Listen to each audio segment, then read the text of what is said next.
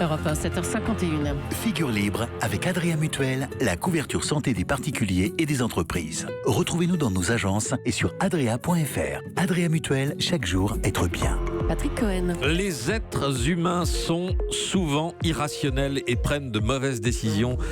Sachez-le, c'est ce constat qui a valu à l'économiste américain Richard Thaler de décrocher hier le prix Nobel d'économie, Axel de Tarlet. Oui, en économie, il y a de belles théories avec de belles équations parfaites, sauf que dans la pratique, ça ne marche pas toujours, loin de là. Eh bien, la raison est toute simple, c'est que ces belles équations parfaites s'adressent à des hommes et des femmes qui, eux, ne sont pas toujours très rationnels, qui ont une rationalité limitée, nous dit Richard Thaler.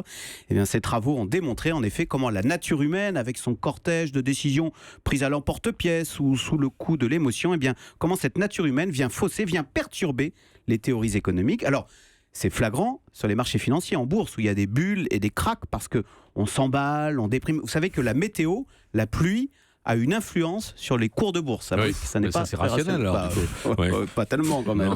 Autre exemple, en matière d'épargne-retraite, la nature humaine est ainsi faite que spontanément, nous préférons tous dépenser notre argent tout de suite, c'est le plaisir immédiat, plutôt que d'économiser pour ces vieux jours, c'est le plaisir différé. Ce qui est quand même très problématique pour se constituer une épargne-retraite. En effet. Et donc, une fois qu'on a dit ça, quelles conséquences ? Eh bien, elles sont énormes puisque ces travaux légitiment l'intervention du politique, puisque l'économie n'est pas une science exacte. Puisque, pour faire simple, la fameuse main invisible du marché est idiote, eh bien, les politiques sont fondés à intervenir pour nous inciter à prendre les bonnes décisions. Et du coup, Richard Thaler a développé le concept du coup de pouce. Alors, exemple, en matière de retraite, puisqu'on ne le fait pas spontanément, eh bien, il faut donner un coup de pouce fiscal pour inciter les gens à économiser pour leurs vieux jours. Autre exemple, pour les aides sociales, il faut flécher ces aides. Il faut faire chèque énergie, allocation de rentrée scolaire, aide au logement. Pourquoi ? Parce que sinon, cet argent sera mal dépensé, parce que nous ne sommes pas des êtres rationnels, nous ne sommes